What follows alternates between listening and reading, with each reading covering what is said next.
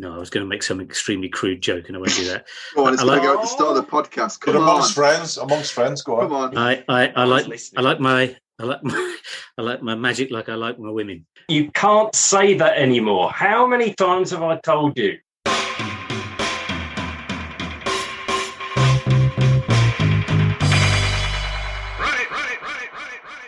Hi, this is Steve, aka @AllAnthar on Twitter, and here are some more of my gaming vexes.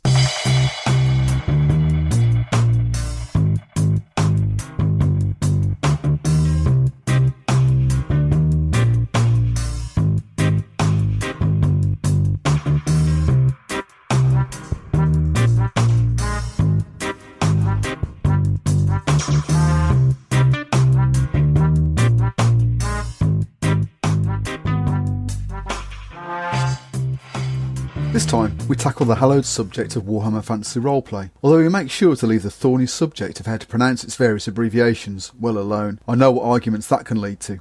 As you'll hear, there are a range of levels of experience represented here, from relative newcomers to some real hoary old Reclanders, out to show the new recruits the glories of the Empire. I'll leave it to you to decide who's who in this scenario. Still, as with our Gaming in Middle-earth episode, we do get into the weeds somewhat, so fair warning, there is quite a lot of chuntering.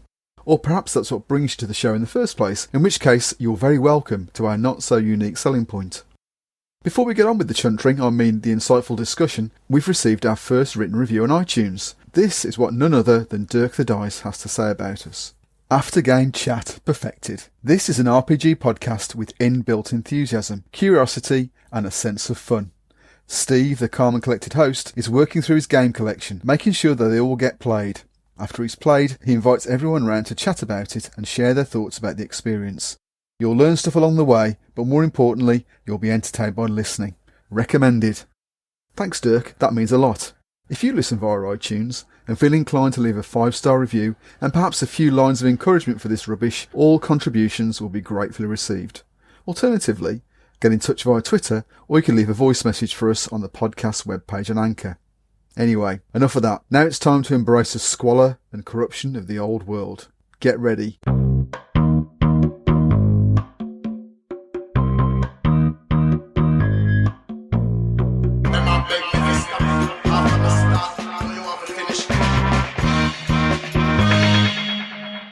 So, we're here to discuss Warhammer Fantasy Roleplay, that grand old man, grand old person, we'll call it that, of the British OSR scene. And with me this evening, I've got 4 stalwarts. And if you'd like to introduce yourselves. Hello, I'm Dave Patterson. I'm at Dave Patters on Twitter. Yeah, hi, I'm Rick Knott, at Lintillers with a Z on Twitter, and I am a Warhammer virgin, or was. You were. No, I was, yeah. I had a role in that, but we'll talk about over that one. I'm Neil Benson, also known as Old Scouser RPing on Twitter. Graham Kinneber, no longer do Twitter. I'm off that a wee bit ago, but I'm on various gaming as Kenny Graham, Discord, and various other ones. So, Warhammer Fantasy Roleplay, or Woofruff. Let's talk a little bit about the game itself. So, Graham, I think you've done a little bit of homework on this. So, do you want to give us the benefit? This is unknown on this podcast. Ooh. I mean, on a certain other podcast, people do actual research. This is the first time, so you're on, Graham. Go. Well, I think this is it. I'd listened to Dave's excellent podcast, and there's a few contributors there who are renowned for their research. So I thought I'd try and elevate yours, Steve, try and bring it up to his level. So he needs all the help he can get. God damn it! So I've done a full A4 page of scribblings. Wow. So I would consider myself an early adopter of Woofruff, although we didn't call it back then. That seems to be a new thing I've heard lately. We didn't buy as a group. It wasn't me. It was a friend of mine bought the original Warhammer box set, which was like the kind of white box. I think you would consider that like version 0 now, because it's not considered Woofruff proper, because it's that one there. I've got it here as well. I've actually got the box. That's it's not mine, but beautiful. Just for the listeners at home, everyone's rushing to their shelves and pulling off the boxes. There we go. I haven't got one of those. I feel left out. I'm gonna have to go and buy one on eBay now. It was very the only sort of DNA you can see in it is the kind of stats And apart from that, it's very generic fantasy. So I think we bought that out of curiosity, never went with it. But it was badged as sort of a tabletop role-playing game, wasn't it? It was kind of hybrid, really. I mean, it was kind of, they were already gearing up to do their Citadel miniatures, tie-in, sell miniatures with a game. So I was like, maybe people would consider that the very early stages of Games Workshop turn into the dark side and concentrate on that kind of thing. But eventually, the good old Warfrip, as we'd consider it, came along. So I've got a very early memory of this, so we go back to, it's October 1986, and it's White Dwarf issue 82, which came out with the full cover of the game, and that was their big promotion of it, and they actually ran a sort of mail order competition. So the idea was you had to answer some crazy answers, role-playing games, and you sent this thing off, and the first 50 apparently got a free copy, and then the first 500 after that, which makes you question how many people actually on that submitted a question or submitted the form. But basically 500 after that won, I think, about a 20% discount. So the prices back in the good old days, $14.95, and if you won the competition, you got a free copy. If you were a runner-up, you £3 off it. So I was a runner-up, and I gladly sent off my order and him. So I never looked back then. So it's definitely one of my favourite games. A big, beautiful hardback arrived through the post. That was the thing that struck me about it, actually, when it was first released. I mean, number one, it was a big, lovely hardback, and actually it was quite different because a lot of games were boxed then. So actually to have hardbacks was, especially a big hardback like that, was quite different. It was bloody good value. I remember, I bought it just because it looked bloody great. I mean, I still do the same thing. I still buy things because they look great, Did you play a lot of it back in the day, Graham? Yeah, we did. I sort of played the initial scenario, which is in the book. Oldenhaler Contract, I think that was called. So I ran that for a group. I was in two gaming groups at a time. So I ran that for one of the groups, and then and not long after they started releasing, which was the Enemy Within campaign. So it was like Shadows over Bogenhafen and the Enemy Within, which is like in a campaign pack and guide to the Empire, and also had the initial scenario of the campaign. So, and I kind of launched into it sort of pretty early and got going with it. So yeah, I played quite a bit of it. I mean, we basically, with that group, played the Enemy Within as far as we could sort of take it feasibly, realistically, which was something right up to like the 4th chapter, which was called Something Rotten in Kislev. And then there was probably a gap after that before the final chapter came out. And by that time, you were transitioning between just like being a gaming group which stayed together after school. But by the time the final chapters were out, everyone had to separate. Yeah, people were going to uni in different corners. Same old story. Yeah. Same sad old story. So I was actually quite pleased that we got as far as we did with it. But by the time the final chapter came out, the group had dissolved by then. That's quite good. I mean, because I think there was a lot of competition for attention at that time, wasn't there? I've not played it loads, if I'm honest, but the first time I played it was at university. So it had been 90, 91. There was as is typical then and now, I'm sure. It was a RPG club, and there was a game going on there of Warhammer, and I knew the GM was kind of in the same digs as me, so it was, so it seemed like a natural choice. I didn't know loads about the game. I think I kind of had a bit of a dim view about Games Workshop at the time, if I'm honest, all that like spiky death. Well, you're about 5 years on from release there, weren't you? So and GW had gone through a massive shift, didn't they? So they were full on, because I worked for Games Workshop in 91 actually. So I was working there from 1990 to 91. So and it was like in that period, everything that wasn't Warhammer or 40k disappeared off the shelves completely. So that was when TSR got dumped, that period. But I didn't play it again then for a long time, probably about 3 years ago, maybe 3 or 4 years ago. There's another guy, Steve, I know from San Diego. He ran it for himself, and I think it was 2nd edition he must have he ran, and I really enjoyed that. And then that was it until obviously a few weeks ago. Rick, what was your history with Warfrip? As I said, really, I didn't have any. I mean, I remember getting the version 0, so the box set, the one that says the Mass Combat Fantasy role-playing game on it, which is covering a lot of bases. But I remember getting that for Christmas and thinking, this is going to be amazing. And looking in it and think, that's not it really. And just being quite disappointed. And I don't know if that coloured my view of it.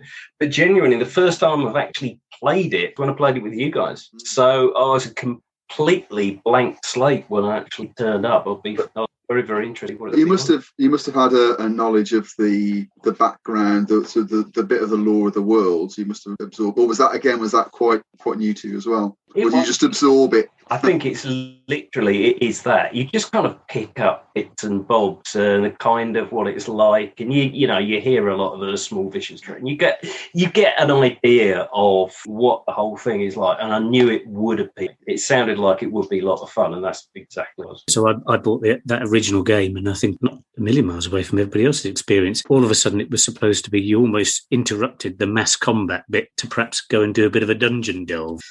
But even so, you sort of couldn't get away from the fact that it was all over White Dwarf, and when your sort of principal light being shone onto role-playing games was White Dwarf, I think that may have been where you were sort of absorbing it all from. Then when, by the time they released what would have probably been either first or second edition, depending on where you sort of sit, at October 1986, we were all going to university. So by that stage, it was sort of, we did pick it up, we did play a bit. They had a couple of scenario packs as well, so they produced hard copy books, The Nameless Dead. Restless Dead. So we did a bit of that, but by that stage, we'd had Dragon Warriors for quite a while, and sort of if you're hunting around for a British RPG, we'd got into Dragon Warriors and were busily sort of working our way through that, even at that stage. So it wasn't a terrific amount, but loved the game. Thought it was brilliant. Looked fantastic. I think it was head and shoulders above virtually everything else that was out there at the time. It seemed to be slightly better organised, and you had all these brilliant fun elements which were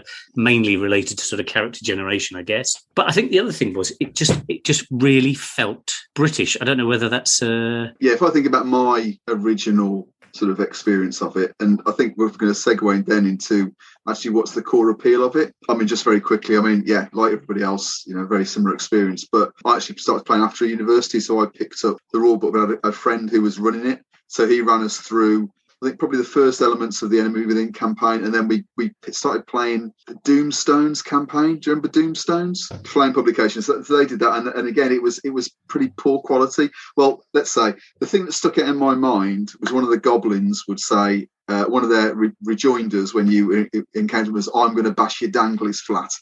So that's the thing that stuck in my mind. It petered off. The quality of that writing wasn't as good as some of the earlier stuff. But I think that there obviously is longevity there. There obviously is something that means that we engage with it. And Rick, you say that it's almost like you absorbed it through your game of pause, if you like, didn't you? Yeah. And I think part of that is it is very British, Dave. I think to me it seems very British. Some of the jokes there, some of the names were like obvious Mickey takes of politicians or people at the time. And actually, when you look at it, the background is pretty generic in a lot of ways. You got your halflings, you got your elves, you got your dwarves, and they behave in what became a generic way through certainly how the GW lens anyway. So actually, barrier to entry was, to my one, was pretty low.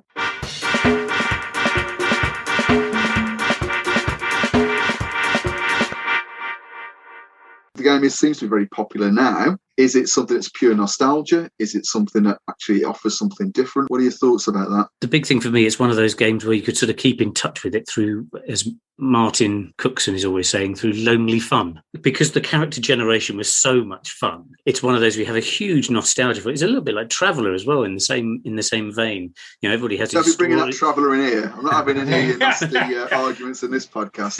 This is a cosy fireside chat. Thank you.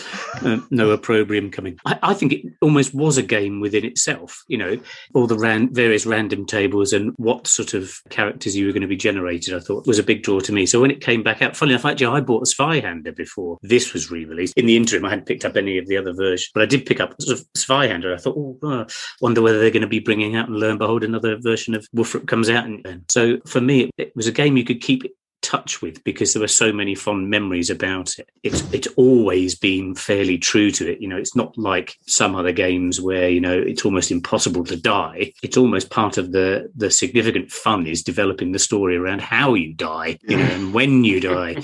And because it is so sort of unremittingly dark, there's just lots to it. There's depth to it, and it almost feels like you can't go too far with it. It sort of feels a bit like a shoe, doesn't it, really? Because I think it so easily, or know so well. Certainly, if you've grown up in that period. Just check your shoes for having something in them before you put them on. Well, I think you've got to examine the reason it appealed when it first came out. I was listening to the guys in the Smart Party talking about Wifrit quite recently, and they were kind of almost, I think they said, it probably shouldn't have worked, but it did. I think it was in the right place at the right time. I don't think this is an original comment, but I'll say it in an amusing regional accent, so that works for your podcast.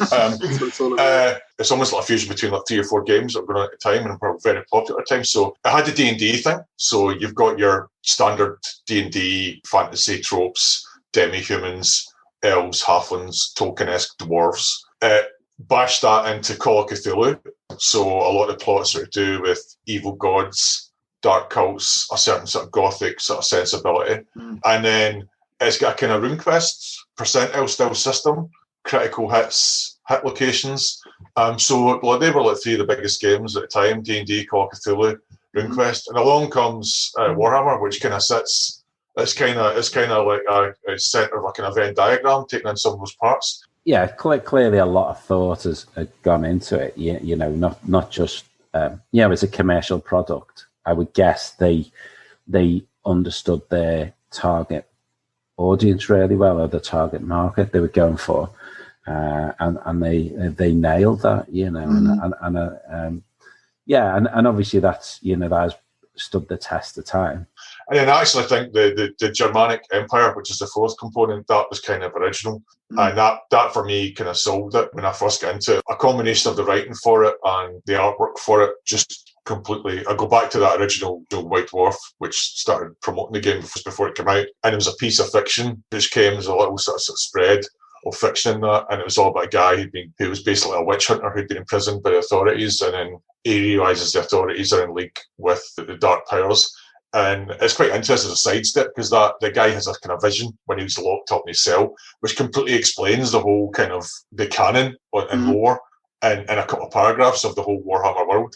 But anyway, the fact that it's kind of got a dark ending, and that to me felt kind of very Call of Cthulhu as well, which I was heavily into. But that kind of whole German Gothic, the castles, and the John Blanche artwork, the cover for the Enemy Within campaign, I think it's supposed to be Null, the city.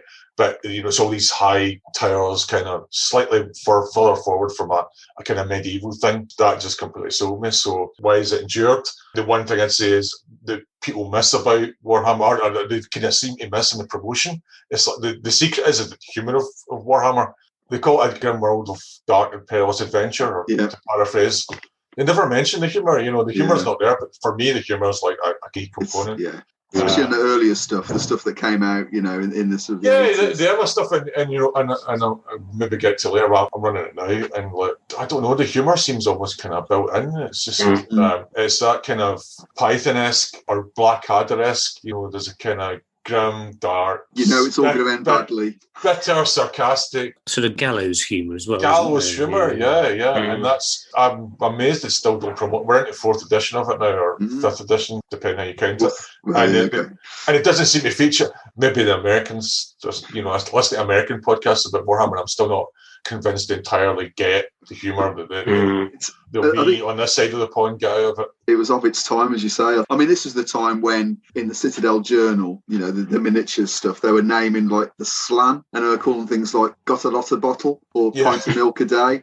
So just coming up with stupid names of things. I think GW gets a lot of stick, but actually the real genius was they took stuff, as you say, lots of, they weren't daft. They knew what sold, obviously, and they sort of linked that together. But also they put a very specific twist on it, and they did it with 40k. That essentially they made space stuff, jammed a whole lot of influences together, and somehow made it work and become cohesive. And I think what that means is that you can hook into it, certainly with Warhammer Fantasy Roleplay, quite easily. I always think about what the influence might have been. Is it Warhound and the World's Pain, that Moorcock thing about 30 Years' War? Yeah. You don't have to know an awful lot of stuff about history, but you recognise a lot of it, and you instantly, you get it. So I think that was a really, really good point from Graham there about that sort of that conflation of particularly those three games, that sort of fantasy element, then the Call of Cthulhu and the RuneQuest. That's a really, really good observation and you can feel like you're playing any one of those three games whilst you're playing, obviously, just one game. I think that's a very, very good observation. And the corruption side of things that you would have got from Cthulhu, I think, is very strong. Yeah, and there's insanity rules there as well. So the Cthulhu influence is strong. I mean, I'm quite happy with 4th edition. I know it's got its fierce critics. We'll come to 4th edition later, maybe, I don't know. But one of my minor disappointments about it is the 1st edition, the critical hits system, they are fiercely violent and fiercely fun. I think the 4th edition have kind of toned that down a bit, but yeah, if you want to talk about gallows humour, you'll just read the critical hits from 1st edition. So are you saying it's worth transplanting that from 1st into 4th? I'm running it in a couple of weeks' time for Dave and a couple of other people. So if you think it's worth it, transferring those over, I will. The descriptions are just that wee bit more vivid, I think, in 1st edition. Do you think that was a MERP influence, though? Because that's what people loved about MERP was the... Oh, that was the one single best thing. It might be a hint of MERP there. They were daft. I mean, you think you're vicious, we can do this, Yeah, well, I mean, when the game came out, they were within probably a year or 18 months less probably of launching 40k, which they invested a lot of money in. So, so they got a product. And that they could have quite easily binned it like they did a lot of things. But they obviously launched with a specific... Because Brian Ansell was nothing if not focused on business, and he knew what sold. And so I'm just wondering if it was almost like an attempt to mop up all that stuff. And then, right, here we go, buy all the miniatures. When I actually started playing it, I dropped in and immediately felt at home. I immediately knew how the world would actually work, about the features, like you say, the humour. And I think there's a couple of influences that really were clear. I think also it's the Terry Gilliam, which seems very basically a lot of medieval peasant with cowls on their heads, scrabbling around in the muck, throwing filth at each other. It's suddenly got a Jabberwocky thing going on. Yeah. And the second thing was 2000 AD, which really worked, because I think if you like Captain America and Judge Dredd, that's the relationship between D&D and Warhammer Fantasy Roleplay. And there's definitely, I'm just thinking about it, there's some kind of flavour similarity between 2000 AD. GW were reading 2000 AD, of course, because they were, Judge Dredd and et cetera, and Rogue Troop and that sort of thing. I think it's like the enduring following. I think there is, maybe a bit of nostalgia, although it's like when we're talking about OSE, it's not all, that's not the only it's thing not just about nostalgia, is it? But I think for a lot of people it is that, it's a game that... it's got a long history. I think it does have a particularly British feel to it, British OSR, like Dragon Warriors and a couple of others that I probably don't know anything about. But absolutely. There's a particularly British. I don't know, but I don't know really, but it just feels like familiar, and but. I mean, I suppose I can't really comment too much about the enduring appeal of it, because I've only dipped into it. So, the times I have, I've really enjoyed it. For me, I think it's the setting really that drags you in. Like rules wise, you could probably turn other rules to it, and it would, you would get a different game. But the feeling of it would be the same, and I think that's the thing, that kind of Renaissance, kind of early Renaissance feel to it. Like I say, we said already, it just feels very familiar. Because you got your elves and your dwarves and your halflings and your gnomes and I've got to say gnomes because otherwise Joe will kill me. And then you've got that. Then you've got sort of the funny names which sort of sound a bit German. It's not so much in the later edition, but I think remember in the first edition there were lots of like stupid names that just made you laugh because kids.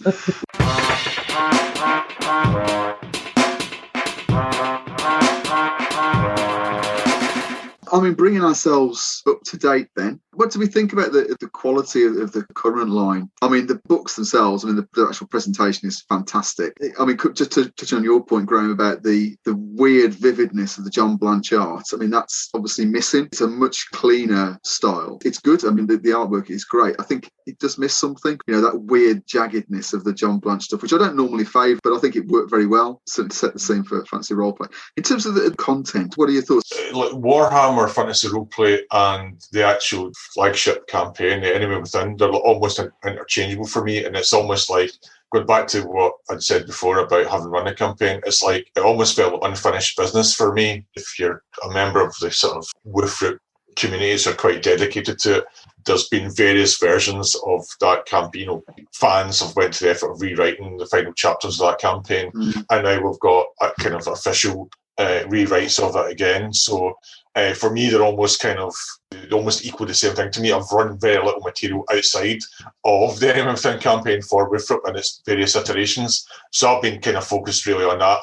I've been collecting the other stuff. I've got to start with it. I think the Uber's Right stuff's a great idea. Seems like a great idea just to base yourself in one little sort of decent sized town, and you can almost have like Uber's Right Enders. You know what I mean? It's like a continuous story where you continue in the same place and really build that.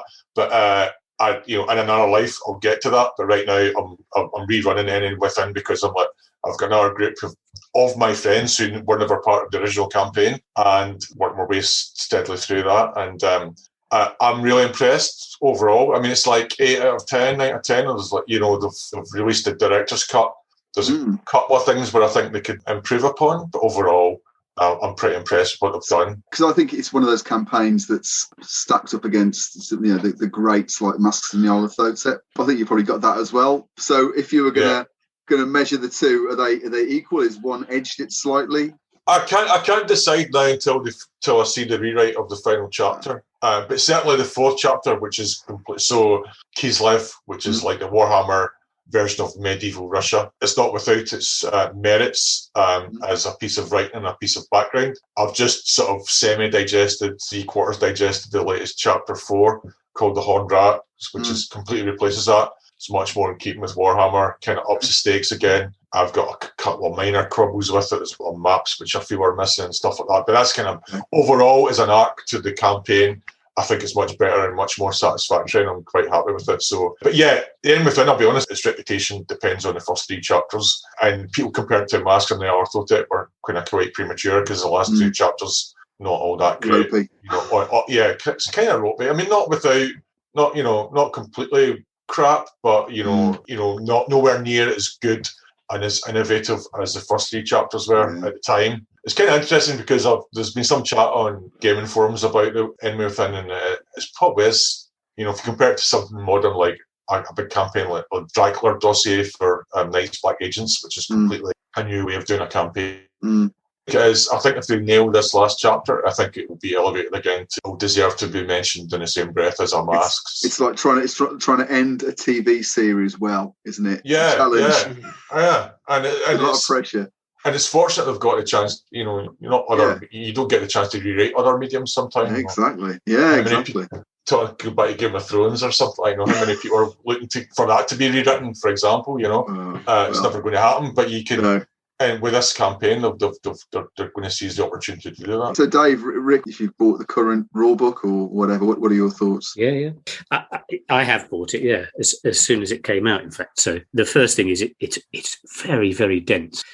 Now, I'm a man who likes a bit of crunch every now and again, but even for me, it felt a bit daunting. But then actually, again, as we were sort of talking about earlier on, the bits that you really need to get to grips with are fairly compact, and lots of bits of the game you can kind of leave to discovering it later. Huge part of it is about the archetypes, the professions and everything else. And actually, it's more fun if you don't read those and wait until somebody either becomes one of those. I think some of the bits I don't think are brilliant. I think it's always struggled a little bit with magic. I like my magic loose and quick. I think it looks fantastic. I think we do look at the original Warhammer was such a huge step up in class for most games. It had become a little bit standardized. I think there weren't very many that had huge panels of color. different types of layout that made it more attractive to read and so on. It's a very, very dense rule system that I think actually benefits from knowing the fundamentals and then picking the bits out as you need them almost as you're going along.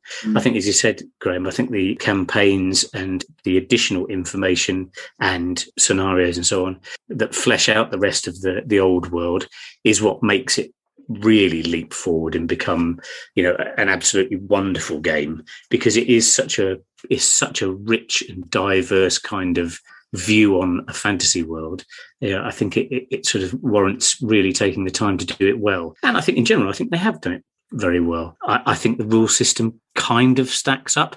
It's a little bit difficult in the initial stages as a character, but that's part of the fun, is trying to get somebody to survive for a period of time. And again, all the other bits that you need to, it doesn't use any weird, funny dice that you have to interpret. It is sort of percentile based, and therefore most of the rules you can pretty much get via using just the character sheet. Once you've conquered that, I think it works.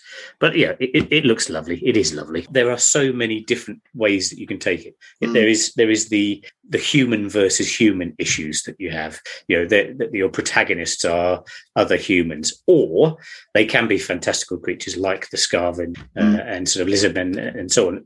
So I think there is a lot of depth to it, but it's not as overblown as other fantasy games are, where you almost feel like you've got to try and it's almost like one-upmanship every time you play it. It's got to be better than that. Whereas I think this rewards campaign play rather than very sort of short-termist stuff. But it looks fantastic. Yeah, I think Dave's right. This isn't a one-shot, is it? Really? No. I mean, it's a bit more. It's a bit more than that. Yeah, I did pick it up actually. My main thought was we played it with Foundry. And all I thought was, thank God for that.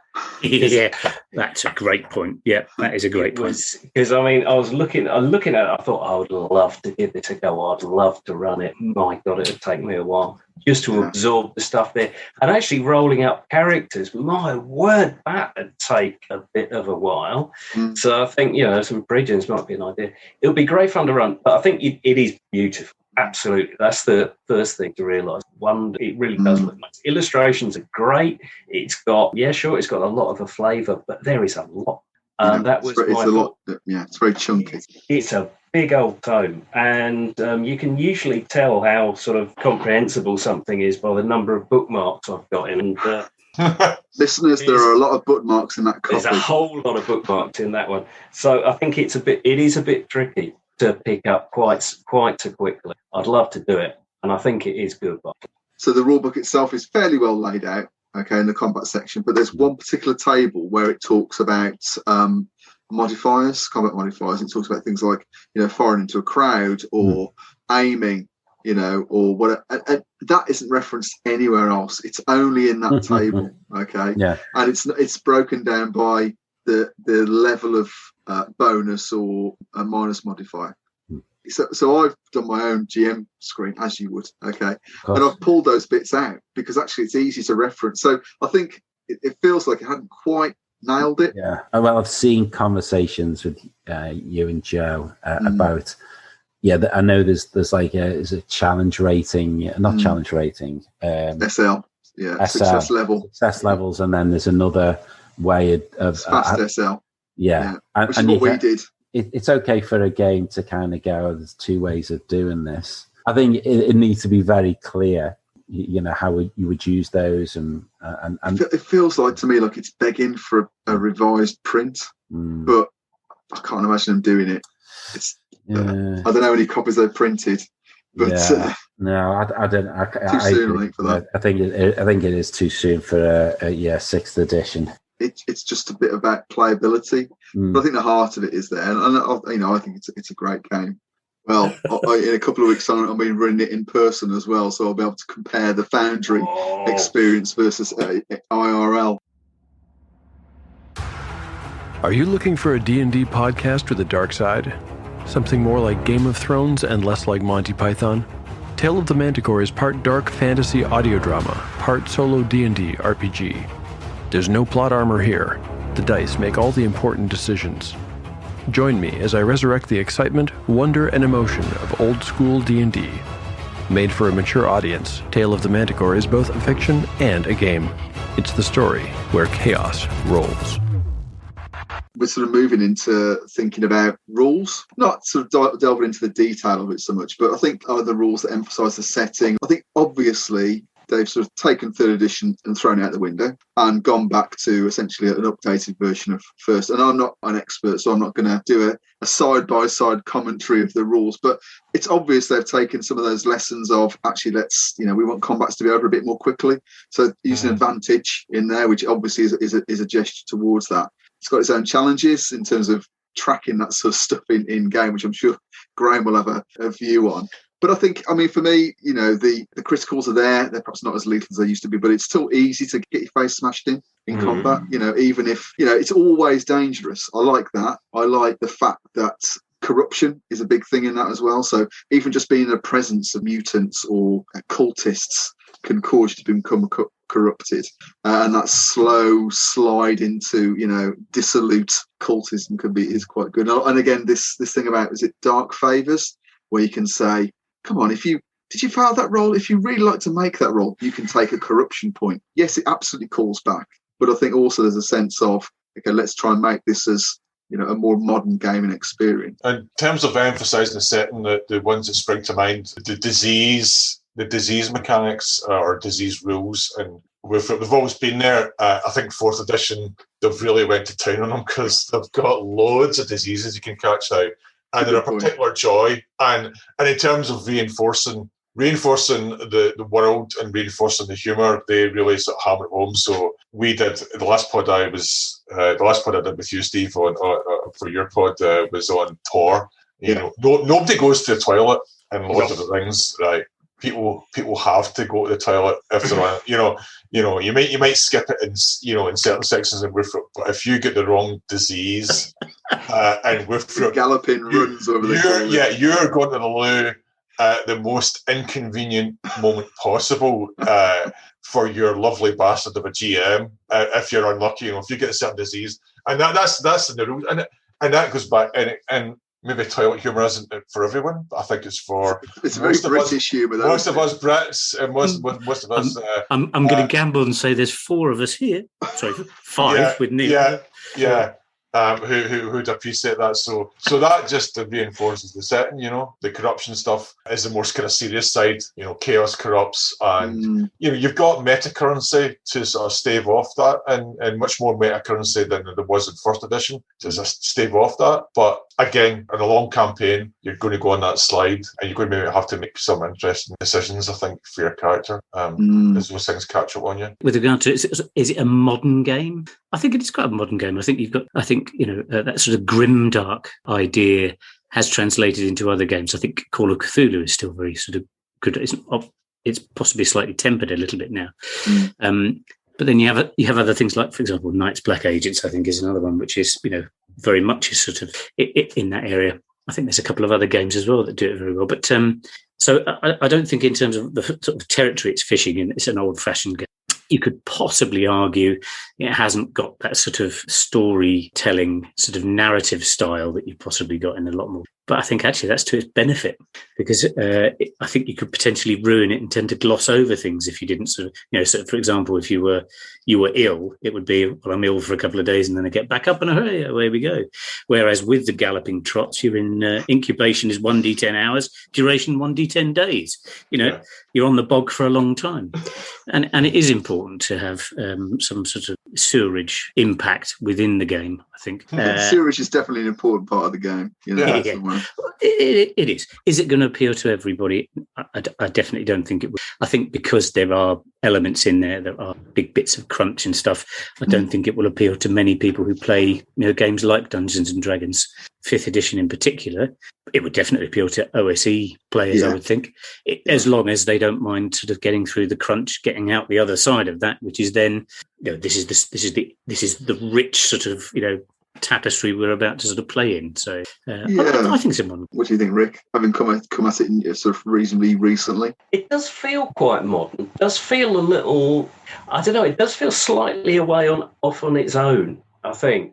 Don't know why, but in terms of sort of, maybe it is the humour. I don't know, Neil, what do you think? I mean, it's not necessarily a storytelling game as such, but it does, because the character generation's so precise, and because you do evolve very, very well-drawn character quickly, like the whole thing, character is plot, and therefore you can produce some really good stories because your character has such a really strong foundation. Also, the world is very well-drawn. So I think storytelling is almost inevitable given those two aspects. So so Dave, Rick, and Neil and Tony, we started playing through the start set, and it is brilliant. It's absolutely jam-packed with story hooks, etc., etc. And actually, although the system it's a gaming system and it works and it's fine, but I think actually there were quite a lot of opportunities for narrative play within that as well. So we had Rudy Clump and Klug,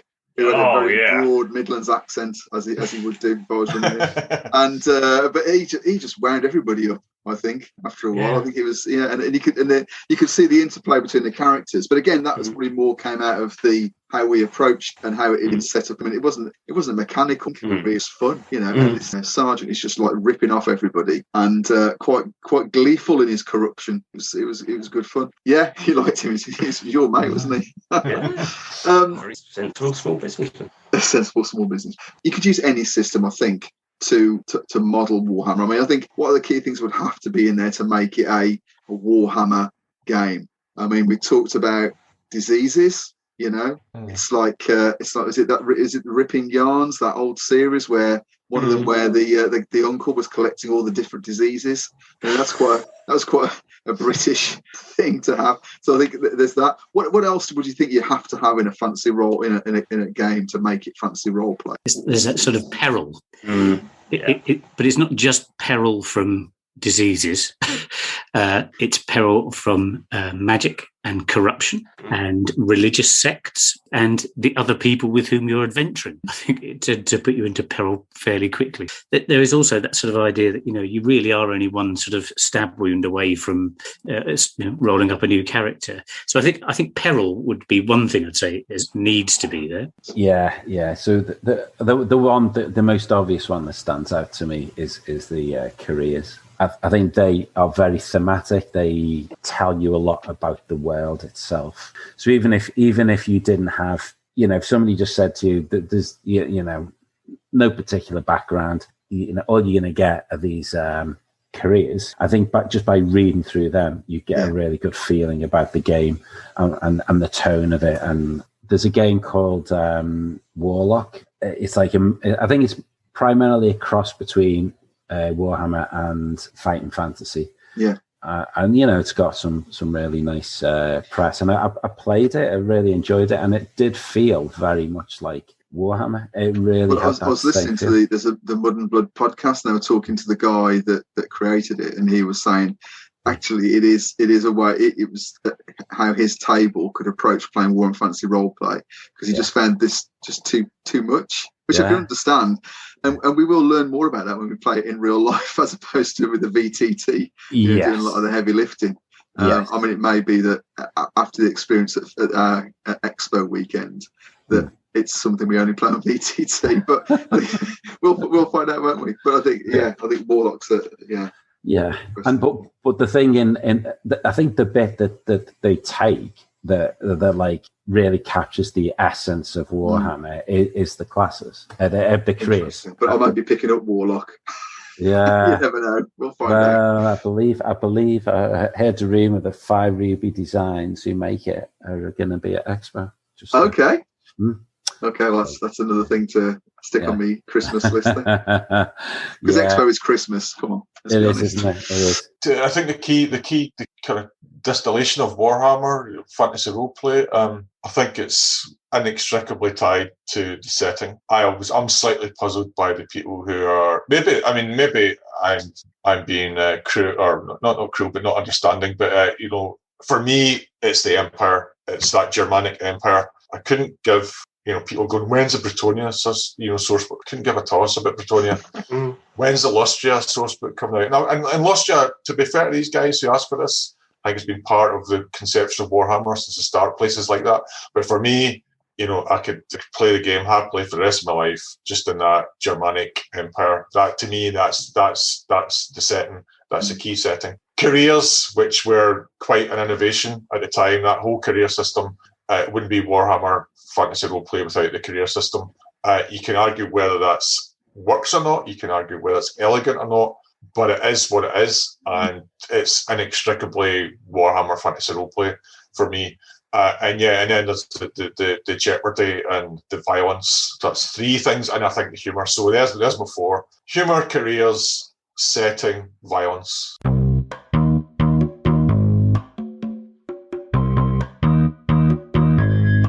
I was just thinking about if there's another system you could actually use to play the old world. And I think it's quite telling that there really aren't many. I think it's difficult, apart from sort of general sort of generic ones, BRP or whatever. I mean, your Zweihander's a clear clone. It's the very good tribute act, it's a pastiche. The only one I thought maybe might do it is Tunnels and Trolls, because it has got that kind of atmosphere. But the trouble is that it's in no way like Graham was saying. It hasn't got the undercurrent of menace either, does it? Really, I don't think. But I see what you're saying. What I do think is interesting is that you could take MERP and put that anywhere. It's not tied to Lord of the Rings in the way that Woothrup is very much tied to the old world. Much as I enjoy the game, I think it's absolutely true to say MERP does not need Lord of the Rings to survive. You could put it almost anywhere. But I think it would be incredibly difficult to divorce the two. So I think that point about it being very much in its setting, I think, is extremely important. I've only got one comment. I mean, I'm usually happy with. I mean, I play Earthdawn, so I'm usually pretty happy with fairly crunchy rules, But I get the sense through reading the rule book that there appears to have been two design philosophies which were sort of vying with each other. You've got the sort of the core rules, and then you've got a whole load of options on the side. And actually, seem to change the system quite, or the way the game plays quite effectively. So, for example, looking at success level, two completely different ways of judging that. I think Joe, Paint71 on Twitter. Welsh fanatic is how I know. That's the one. He delves into a lot of the detail on this, but it seems there are two very different design aesthetics going on, and obviously one won out, but they put the other one in, and it feels like two different games in one book. I haven't even looked at Fast SLs, so I've played it as it's written, and it's kind of working so far. So. Like 7 or 8 sessions in a campaign kind of thing. And I think you pick one and go with it. I think it's just interesting that a game has got so many rule variations that you probably haven't seen before, and they almost seem to have just jumped in at the end. So it does feel occasionally like they're almost by putting in these other ways of sort of changing the rules slightly, but they're worried about the way the rules play. I think if you think you've got a decent rule system, crack on. And I think it is a decent rule system. I think that they've maybe tried to compromise a little bit and say, okay, there are, you can remove elements of the crunch or make things a little bit quicker. But horses for courses. I can imagine probably lots of discussions behind the scenes as to what actually went in, and then they compromise by putting it all in, which is fine because we've got a lot more toys to play with than in the same book for the same price. Okay, right. So thinking about our experience of running or playing the game recently, either in person or virtual. I mean, as you said, Rick, we started running the starter set on Foundry. The implementation on Foundry is amazing. To my mind, it's certain. I mean, I've got quite a few different games with official modules on there, and it is the best, I think, by a long. It certainly sets the standard. It had quite an interesting history where the designer or the coder put it out and then got into a lot of trouble with Cubicle 7 because he had a lot of IP stuff in there. Withdrew it all, but then got into conversation with Cubicle 7 because it's the same code that's brought the official modules to bear. And it's fantastic. I think really good. What I do like about it is it automates a lot without being too complicated. So if I think about things like the Unfounded, the Call of Cthulhu 7th edition module, it's a bit too automated, so you have to click tokens, and if you forget, it gets a bit. I don't know. My view is that it works really, really well. Obviously, you guys will have, with the exception of Graham, will have succeeded in the playing side. I don't know. What did you think of the Foundry implementation? That's just absolutely fantastic. I've never not seen any other VTT system that competes with that in terms of. I think it is a benchmark, isn't it? Really? Yeah. It just made things a huge amount easier, and I think part of it was actually discovering in several places. All right, you can just do it that way. All right, there was so many features there that made life easier. It actually took a while to work out how it could make your life easier in various different places. It's very, very feature rich, but there's so many different. I thought it was very. It is quite intuitive, I think, which is I think it's a challenge in any code or anything like that. So I've heard.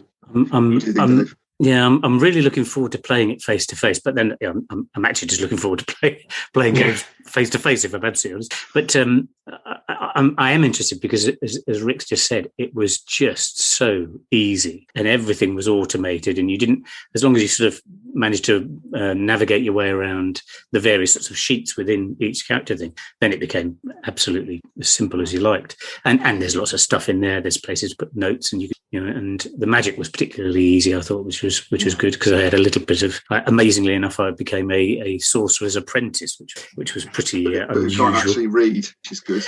Yes, yeah. We all have our crosses to bear. Well, that's quite Warhammer, I think. Yeah, well, yeah. But it was absolutely brilliant. So virtually, it was great. I think there'll be an element of, for the first hour or so, when we're playing face-to-face, or hang on a second, what am I looking at to roll this? And maybe forgetting some of the bits and pieces that you'd otherwise would be a click away. But I did enjoy it. It'll be really interesting to see how it plays. It automated advantage. So giving it and taking it away, and obviously tracked it all individually for those various NPCs. Looking forward to playing it in real life. As you say, playing anything in real life, but I'm aware that there are going to be some challenges there. So I'm trying to do as much prep as I can to try and make that as easy as. So Graham, I think have you been playing it sort of in person, or have you been? No, I've been playing on Roll20. So and I do look slightly jealousy at what I see Foundry. I mean, maybe I'm just looking, maybe it's the grass is always greener on the other side, but like Cubicle 7 seem to be making a wee bit more of the stuff to put on Foundry. I think it's a wee bit more advanced. I think I've lucked out in having what sounds like a really competent guy and quite an obsessive Warhammer fan who's beavering away to really do that stuff that you're talking about on Foundry. I don't think I've quite got that guy in Roll20. But Roll20 is great. I mean, you're talking about, it'll calculate the character sheets and all that. You can advantages quite easily tracked and all.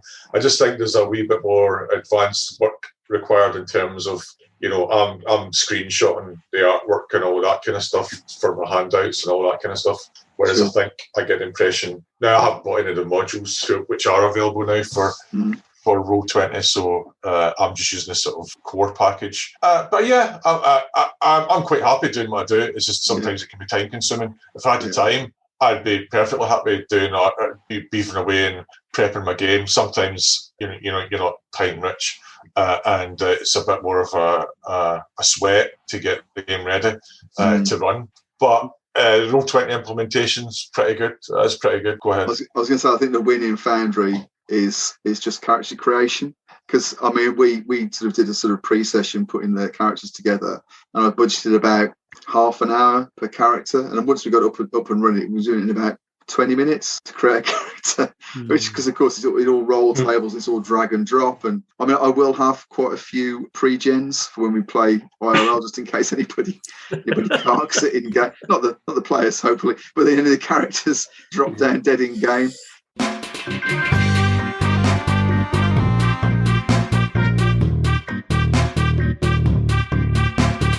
I mean, we've talked a little bit about plans for keeping it going. And I think certainly I really enjoyed running it. I'd never run it before. That was the first time I've run the game. I'd played it, but 20 plus years. I liked it. I thought it was refreshing. I read the rules. It was intuitive in a lot of ways. You're right, Dave. There's a lot of crunch to it. If I think of the games that I've got that I want to carry on with, so RuneQuest, that's been a long-term piece, so that's coming to an end this year. The One Ring is that's going to be what I want to carry on with. but I would really love to carry on the adventures of what we call an Ubersreich CSI. So the adventures of the Watch in Ubersreich. The troll vomit specialists. Exactly. As you say, it's just there's a lot to it, and I think there's a lot of there's a lot of material out there. Taking on something like the Enemy Within campaign is a real stretch, but it's doable. Especially given the quality of the things on Foundry. So yeah, I think there are some games that I've played, and I thought, great, that's happy. I've done that. I'll put that to one side. But Fantasy Roleplay, there's an itch there to sort of to really get into some more detail. And that's not bad when you think that that's a game that's 30. Broadly speaking, it's the same game as 35 years ago. And it's still sort of bringing people in. So. Yeah, it's pretty good. Like you, there's not many games. Funny enough, the only other one I think that I have really stuck with and would continue to stick with is probably Call of Cthulhu in the end. I flirt occasionally with a bit of Dragon Warriors and a bit of MERP when I want a critical hit table, but I'd like to give Warhammer Fantasy Roleplay a bit of a go as well, I think. Scary. Yeah. Oh, I don't know. I mean, I think I would definitely like to give it a go. But maybe I find certainly face-to-face, the amount of crunch is quite intimidating. I'd want to play it before I actually started to run it. But it's one hell of a game. It's a lot of fun. But it's interesting you say that. I mean, we're all talking about running it as well as because often people will fall on one side or the other. That people wouldn't say, I'm happy to play it, but I don't want to run it. But it sounds like there's enough there to draw us in. But Graham, what from your perspective, when you're in the middle of doing something anyway, is your intent to get to the end of the Enemy Within? That would be the ambition on my part, certainly. I'd love to do it. Like I say, that it feels like unfinished business from back in the day. The way we've arranged it just now is we're going to complete the first chapter. So I've got a group of, and it's 4 old pals who I grew up with. One of whom I gamed with, so this is an interesting point. I gamed with this guy. I maybe ran 2 sessions of D&D with him. And then he always had a kind of funny relationship with role playing in general. He wasn't quite sure it was from him. And then when he heard I was doing this, he said, "Right, bugger it, I'm going to give it a go again." And he's really taken to Warhammer. I think it's a good, relatable entry game, or technically it's a re-entry for him to role playing. But like I say, he only played a couple of sessions of D&D, and he's sort of really taken to it. So we've agreed that we're going to complete to the end of the first chapter, Enemy in Shadows. And then I've said I'm happy to run whatever they want to play, but I'm hoping that they'll elect to continue the story. And I think the winds are blowing that way already because there was a bit of investment in learning Roll20 and the vagaries of the character sheet on Roll20, so they probably don't want to get go back to base camp and start on another system doing that, because we will be playing online. I might propose a gaming weekend where we all get together from time to time, but we're all in different parts of the country. So hopefully I would love to continue going and go through all the way to the end. All the way to. Which the rate we're playing would take several years, but what the hell? It's just what the hell? Part of it is just and the last game, just for some reason, the last session we were laughing all the time. And to emphasise the point of Warhammer, it's just a fun game. It's got people use grimdark is like one half of it at that at most. The other half is actually quite fun. And our game, there's been a rhythm to our games, even just like we're 6 or 7 or 8 sessions in. And there's maybe one session which is almost entirely NPC interaction, which is where a lot of fun is to be had. You've got all these relatable characters and pastiche characters from some of the written material, and then you'll get a session where there's a bit of combat, it's a bit serious, and a bit Call of Cthulhu, and here's a cult coming, and here's a monster. But it's a 50-50 thing. One of it's just interacting with characters, being down a pub, watching NPCs getting drunk themselves, learning interesting things, and gradually getting the lore of the world, ingesting the lore of the world, because they're all kind of new to the Warhammer world. I'd love to just keep going with it right till the end. Yeah, I can see it working really well as a campaign, because it's got that progression, hasn't it? Years, and your characters grow, and become more interesting, more corrupt, I guess, as well. So I can see it being a great system for ongoing games. And I think, you know, when you start and, you know, look, and most of your skills are, you know, in the 30% range, there's a lot of room to improve. And as a player, you appreciate every 1 or 2% skill increase that you get. I remember your character was so thrilled because first of all, he got a few silvers that he found in the mud. And then he got a leather hat to wear. He was really pleased about that. Absolutely, yeah. It's like, you can take a knock on the head. Well, a bit of a knock on the head now. Yeah. It's not like in 5e where you get a few gold crowns, you know, or something. Like to get someone offers you a gold crown, it means something. Fancy roleplay, you know. Oh, bloody hell, yeah, absolutely. I think it's certainly a game. I think, as you said, that would rewards campaign play and long-term play. Definitely. So sorry, Graham. I'm quite interested about this. So your man is pretty much coming to it sort of completely new. Yeah. How did you sort of reference it to him? Was there anything in particular you sort of pointed at and said, okay, imagine that with bits of this? I mean, I can use some of the historical references. I said that, you know, it's Germany. There's forests and castles, but there's towns. It's not Lord of the Rings. It's a bit far forward that. There's gunpowder. You know, there's a big merchant class. His character in particular was an outlaw whose band had been broken up by the authorities, and he was on the run at the start of the campaign. So I said to Liz, imagine a kind of shit version of Robin Hood's Merry Men. You were one of them, and somebody betrayed you, and you're getting rounded up, and you're on the run. And then his character is the cousin of one of the other characters, who in real life is my cousin. Another story. But and his character was a charlatan, so the two of them kind of grew up being kind of on it. So two characters are Sigmarites. One's a witch hunter, Sigmarites, so they're like fanatics. One's a warrior priest. And the other two are like the kind of Del boys. They're like a wee bit dodgy, a wee bit fun. And I used that, all that kind of references as well. So one's the other one's a charlatan. They're kind of from the wrong side of the law. And that just seemed to sort of really struck home with the guy who was getting the outlaw. He just like, my character's a bit, you know. But the thing is, and he completely dismally fails regularly at human interactions. So like he's kind of Jack the Lad and friendly and lower class player. So sort of please F off, you know. Robin Hood's miserable men. Yeah, exactly. Yeah. So I like it.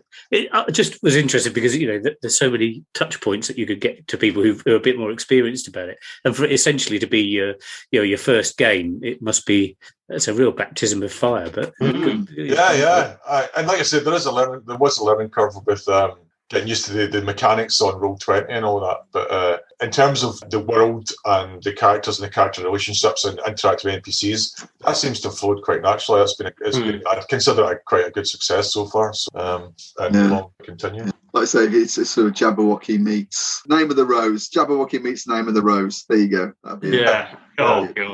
Woofrup, I think, has got a lot of life left in it yet. I think, Cubicle 7 certainly seems to be a hammer and tongs bringing the stuff out, as long as they can get it printed, that is. I think at Expo, probably, if it's there, I'll probably drop quite a bit of cash on picking up. Certainly Middenheim, sitting the White Wolf. I've had the pleasure of reading the new, both on PDF, the new sort of city books have brought out. And if you liked Ubersreich and you liked all the plot hooks approach to the Ubersreich book and the starter set, you'll love those two cities because it's like both of them are great sort of fantasy city settings, and the two books are absolutely more of that stuff. It's all great. So even if you don't play like the Enemy Within campaign or any of their campaigns, those two cities are just jam packed with right, sold, and they're both already on Foundry, which is happy days. City books are as well. All right, guys, there's loads in that. Thanks very much. I'll talk to you guys soon. Thanks very much.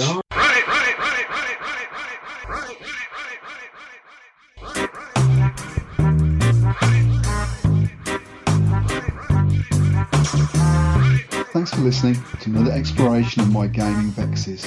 If you've got any thoughts you'd like to add to what you've heard here, or a gaming vex of your own you'd like to offer up for discussion, you can contact me on Twitter @AllAnthar, or you can leave a voice message. The link's on the podcast webpage on Anchor, or can be found in the show notes. Until the next time, may all your games be free of vexatiousness, and be excellent to each other, always.